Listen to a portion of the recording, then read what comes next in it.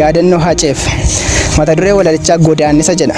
Godaannisa hin banne nutti taate Kaaheelaa abdiif qaroo Oromoo amilee bara beelaa. Ofii keetii beeloftee saba keef immoo yaadda quuqama saba keetii bakka buuteetu haadda.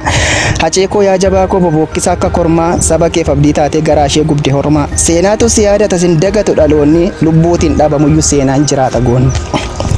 Dhiira sagalee qofaan diina golatti galche goota honneen habiddaa hilma Oromoon dhalche. Hacee qooqni kiilolee tokka rasaasa jechi keemisaa ila masaraa diinaa raasa.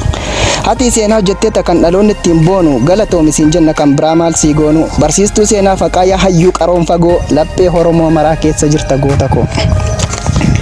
Hati hayyuu cimaadha waan hundaa sirraa barree addunyaattis mul'atte holbaatee teessee qarree hunduu maqaa kee dha'ee si jajee si leellise miidiyaan alaaf keessaa waa'ee makee beeksise lammii kee qofaa miti hormayyuu garaa raaste ukkaanfamuun dhugaa kee goolii biyyatti kaaste uumamnaan lakkuu buusee hundumtuu si wawwaatee biyyi keenya hergasii biyya boo'ichaa taate.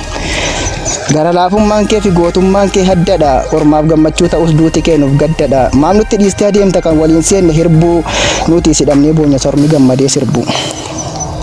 Falmadhaa qeerroo jettee nutti torte honnee jabaa anoo waa'ee kee ibsuuf hacee koo jechan dhaba. Ani maqaan koo Guutaa Kabbabaan jedhama.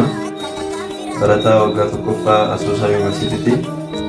Guyyaa har'aa kana yaadannoo waggaa lammaffaa waxabajjii 22 guyyaatti Haacaaluun addunyaa kanarraa boqote itti kabajaa jirra.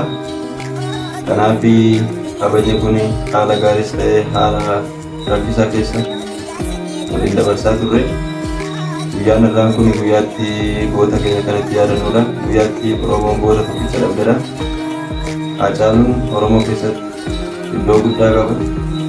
Weelluu fi yeedaloo adda addaa namaa dabarsee kennuun beekama. Kanaaf Haacaaluun goota keenya